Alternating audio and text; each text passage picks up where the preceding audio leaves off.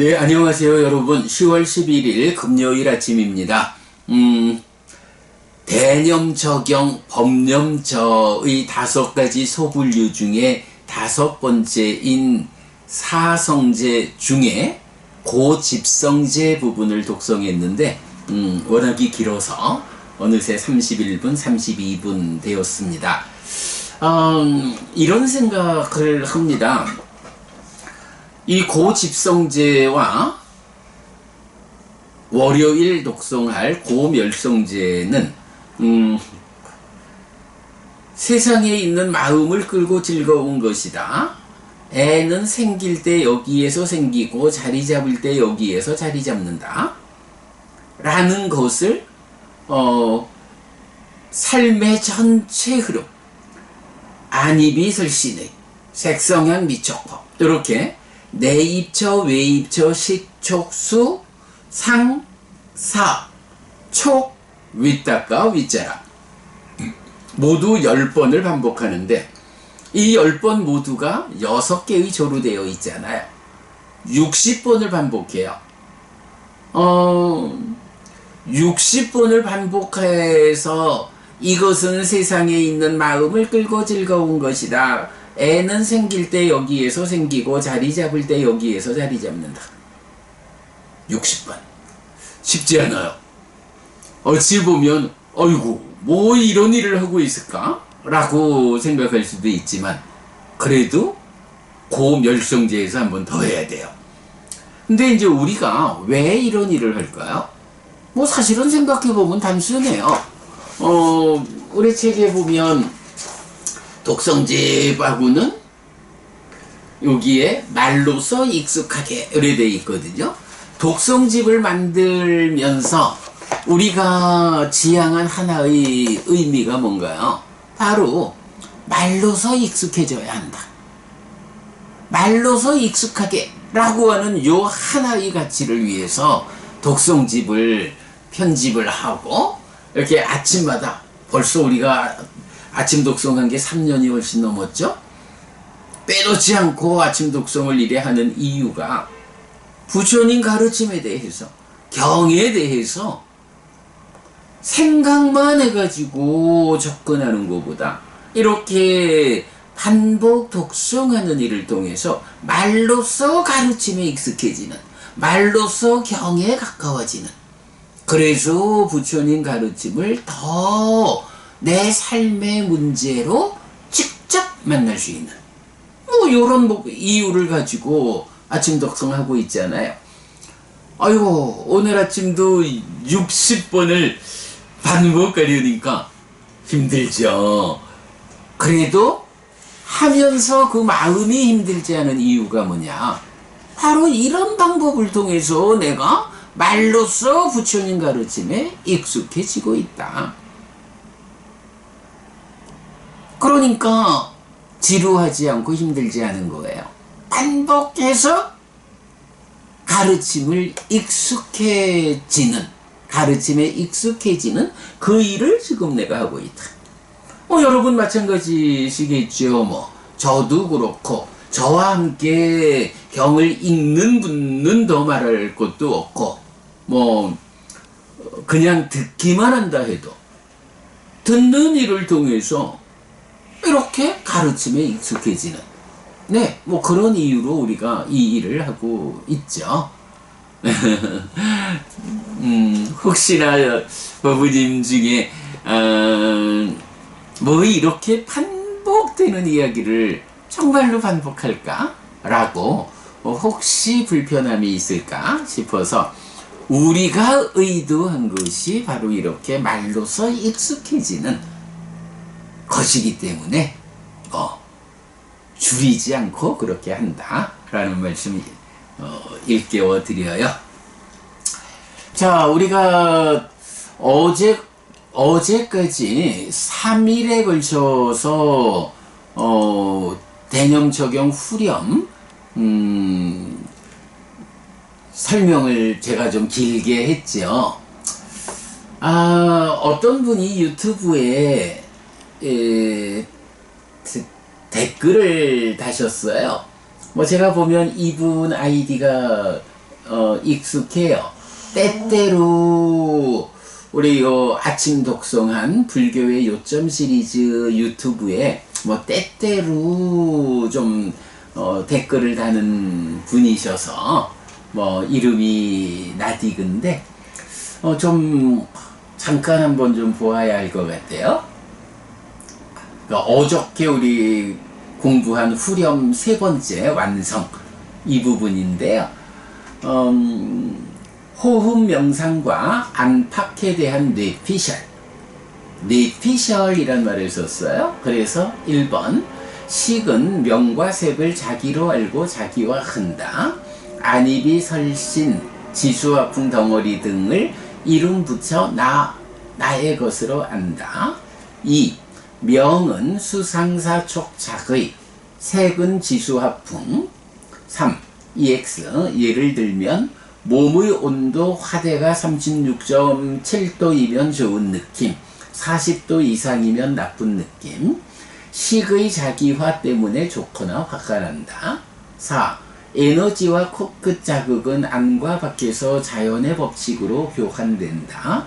안은 몸의 지수화풍, 밖은 태양의 온도, 바람, 홍수, 땅. 5. 나라는 확실한 근거인 명색은, 그러니까 나라는 확실한 근거인 명색은 에너지 흐름에 영향을 받는 무상한 현상이므로 식의 자기화는 속임수, 매직쇼. 6. 안입이 설신은 에너지가 교환되는 통로. 7. 호흡 수행에서 지수화풍 에너지 교환이 멈추면 수상사촉작의도 멈춤. 식이 자기화를 못함으로 나가 없어짐. 뭐 7가지로 이제 길게 댓글을 다셨어요. 글쎄 뭐 어찌 보면 식과 명색의 서로 조건됨에 의해서 자기화를 말하고 또 명이 수상사촉작의라는 부분을 말하고 하는데 뭐 또 내용을 보면 뭐 너무 에너지, 뭐 자연의 법칙 이런 그 자연 현상 속에서 삶을 이해하는 것 같아요. 호흡 수행에서 지수화풍 에너지 교환이 멈추면 이런 이야기 하고 있는데 뭐 저는 뭐 이제 그 내용보다는 이 표현이 눈에 띄어가지고 한번 좀 읽어봤어요. 그러니까 호흡 명상과 안팎에 대한 뇌피셜. 뇌피셜이란 말을 많이 쓰는데 저는 사실 뇌피셜이 뭔지를 몰랐거든요. 그래서 이분이 어저께 우리 동영상을 보고 뭐 제가 말하는 것이 호흡 수행과 안팎에 대한 뇌피셜이다 라고 이제 당신의 이 안과 밖에 대한 의견을 이제 다룬 거죠. 뇌피셜이란 말을 찾아보니까 단순하네요. 자신의 생각만을 근거로 한 주장을 되었어요. 자신의 생각만을 근거로 한 주장. 그러니까 뭐 이런 말씀이겠죠. 뭐 해피 스님이 계속 강의를 많이 하는데 그 강의라는 게 해피 스님 자기의 생각만을 근거로 한 주장이지 뭐 사실이 아니야. 뭐 이런 의미이겠죠. 모르겠어요. 해피 스님의 그 안과 밖에 대한 이야기가 해피 스님 자신의 생각만을 근거로 한 주장이다, 뇌피셜이다 이렇게 보는 것이 맞을지, 아니면 해피 스님이 부처님 살아서 직접설한 가르침을 열심히 공부해가지고 삶의 메커니즘을 그려내고 수행지도를 그려내고 하는 가운데 그 경에 근거한 삶의 메커니즘에서 1차 인식과 2차 인식 이야기, 그리고 수행지도에서 삼매수행경이 말하는 지화견으로 이끄는 삼매수행과 관련한 이야기들에 의해서 안과 밖을 해석해서 말씀드렸는데, 뭐 이분께서는 뭐 당신이 동의할 수 없다라는 의사 표현이겠죠.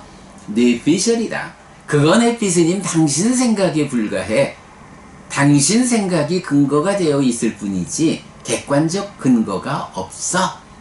그러니 사실 아니요. 이제 이렇게 지적을 하신 것 같아요. 사람마다 다 판단이 다르지요.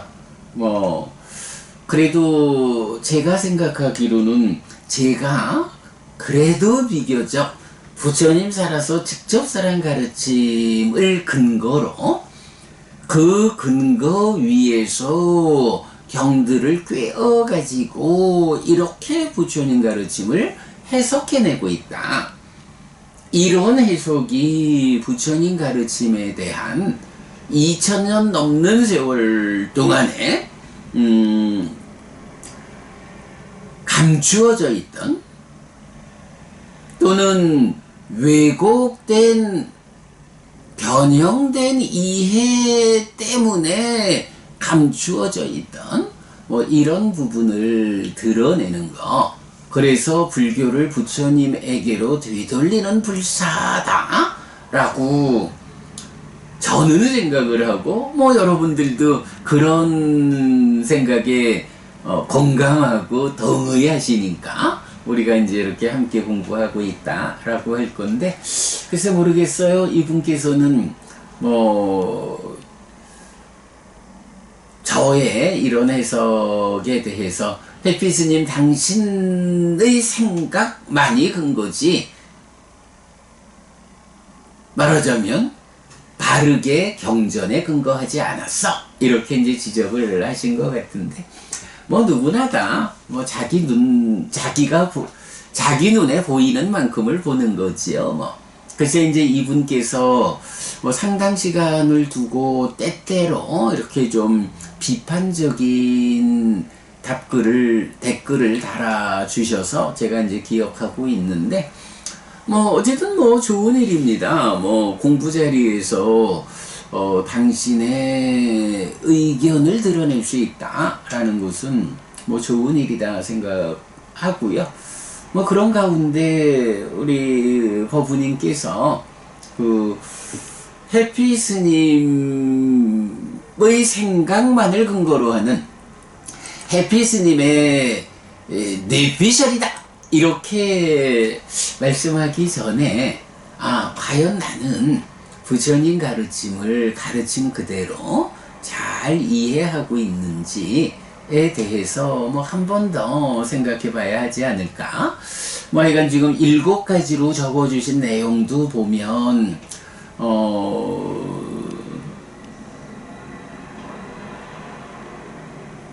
주로 물질적인 좀 유물론적 사고방식으로 좀 이렇게 치우쳐 있지 않는가 하는 생각을 좀 하게 되는데, 사실은 이제 굉장히 위험한 게 경에 있는 단어를 가지고 경에 있는 방법으로 말을 하면 정확하게 접근하지 못한 사람들은 경에 있는 말로 경에 있는 그대로를 설명했구나, 옳구나, 이렇게 이제 받아들일 수 있는데 굉장히 위험한 거예요. 그래서 이제 우리가 보면 그 유사정법이란 말을 하잖아요. 정법이 언제 사라지나요? 유사정법이 나타나면 정법이 사라지거든요.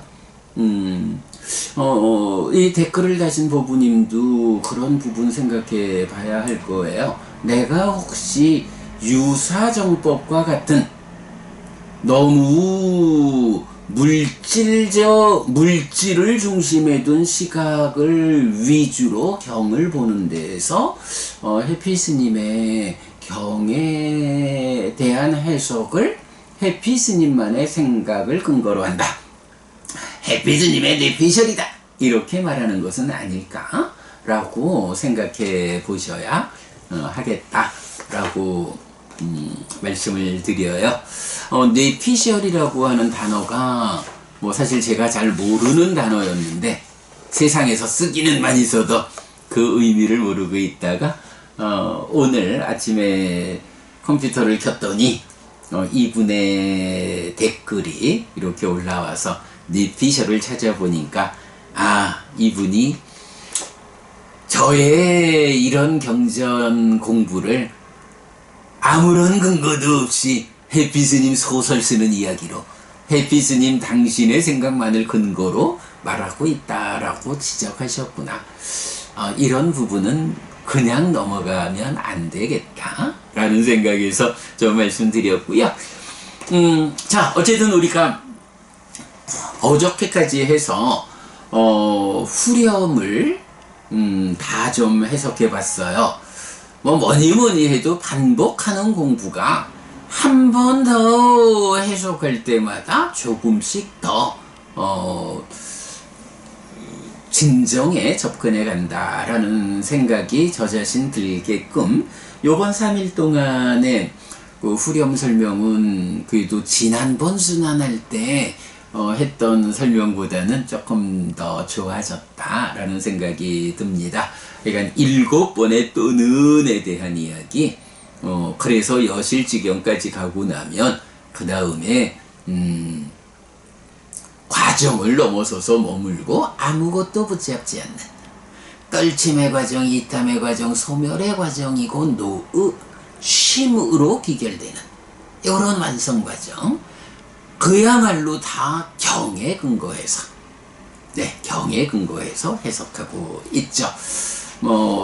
잘 해석이 된 것 같고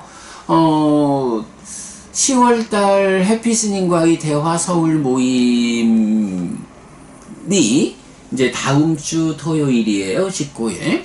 원래 이제 그때부터 그 윤회 이야기를 3달 진행하기로 했는데 지난번 말씀드렸지만 그 윤회 토론회를 12월에서 1월로 한 달 연기했잖아요. 그래서 우리 서울 모임 주제도 윤회를 다음 달부터 공부하자 하고 요번 모임에서는 대념 적용, 지난번 모임에서 대념 적용을 선행하는 주제만 좀 자세히 설명하다 보니까 대념 적용의 본 경을 잘 설명지 못한 것 같아요. 그래서 요번 10월 19일 날은 대념 적용을 서울 모임에서 강의하겠다 이렇게 이제 의논을 했거든요. 그런 강의를 위해서도 요번에 후렴을 3일에 걸쳐서 상세히 뒤집어 본 거, 해석해 본 거는 아주 중요한 성과다 이렇게 말씀드리겠어요. 자, 어쨌든 이렇게 후렴까지를 보느라고 모두 16개의 소분류 가운데 첫 번째 소분류인 호흡 요 한 가지를 이제 마무리를 했죠. 자, 그러고 나면 이제 신념조는 모두 9개의 소분류가 있잖아요. 자, 그러면 어떻게 신념조 9개 소분류를 말할 수 있나요? 첫 번째가 호흡 수행, 들숨 날숨에 대한 사띠 나오고요. 뒤에 4개는 시체가 변화하는 과정을 길게 지켜보겠죠. 그러면서 무상을 닦는. 네, 9개 중에 1번 호흡, 5번 5, 6, 7, 8 아니군요. 6, 7, 8, 9 4개는 시체의 변화 과정을 통한 무상의 관찰. 그리고 나면 이제 2번부터 5번까지가 자세를, 어떤 자세를 취하든지 눈 뜨고 그 자세에 대해서 안다. 세 번째는 삼바자나 까리라고 해서 옳고 그름을 판단하면서 행위한다. 그래서 나아갈 때도 물러날 때도, 앞을 볼 때도 돌아볼 때도, 구부릴 때도 펼 때도, 대가사와 바로와 가사를 지닐 때도, 먹을 때도 마실 때도 씹을 때도 맛볼 때도, 똥과 오줌을 눌 때도, 갈 때도, 서 있을 때도, 앉아 있을 때도, 잠잘 때도, 깨어 있을 때도, 말할 때도, 침묵할 때도. 이러는데 요 중에 이 번역이 참 조심스러운 게 갈 때도, 설 때도, 앉을 때도, 잠들 때도 요렇게 번역을 하게 되면 그 순간순간을 말하게 되거든요. 그런데 갈 때라는 것은 먼저 그 과정이 포함되죠.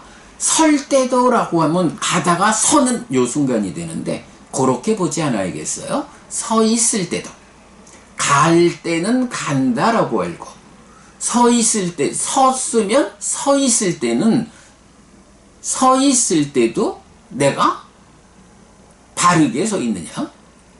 그러니까 서 있는 동안 이렇게 봐야 하고, 앉아 있을 때도 앉는 때가 아니라 앉아서 앉아 있는 동안. 그리고 잠과 관련해서도 잠들 때도 삿대한다. 이렇게 번역하면 안 될 것 같아요. 잠잘 때도.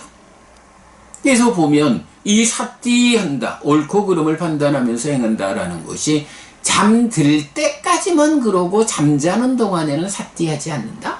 이런 의미로 오해될 수 있기 때문에 이 부분은 잠들 때가 아니라 잠잘 때도, 그리고 깰 때도 라고 하면 잠잘 때 삿대하고 잠자는 동안에는 삿대하지 않다가 이제 깨어나는 그때 삿대한다. 이렇게 이해되면 안 되죠. 잠잘 때도, 자는 가운데도 삿대는 진행되는 거고, 그 다음에는 잠잘 때의 반대 개념으로 깨어 있을 때도 이렇게 봐야 되죠. 그래서 갈 때도, 서 있을 때도, 앉아 있을 때도, 잠잘 때도, 깨어 있을 때도, 말할 때도, 침묵할 때도 옳고 그름을 판단하면서 행한다. 네, 이 부분 주목해야 하고요. 그 다음에 나오는 주제가 부정관이죠. 발바닥으로부터 올라가며 머리카락으로부터 내려가며 이 몸에 대한 피부의 경계를 재우는 여러 가지 부정한 것들을 관찰한다 라고 해서 이 몸을 애지중지 탐하는데, 사실은 들여다보면 이 피부의 경계를 가지고 피부 밖으로 보이는 거 보고 예쁘다, 멋있다 하면서 애지중지하지만 그 피부의 안쪽을 들이켜보면 우리가 아이고 더러워 라고 하는 것들로 가득 채워져 있다. 이렇게 몸에 대해서 관찰하면서 탐을 버리는, 네, 요런 수행이 되죠.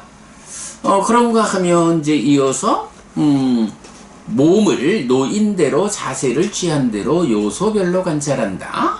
몸에는 땅의 요소, 물의 요소, 불의 요소, 바람의 요소가 있다 라고 하는데, 이게 이제 지수화풍 4대 관찰이잖아요.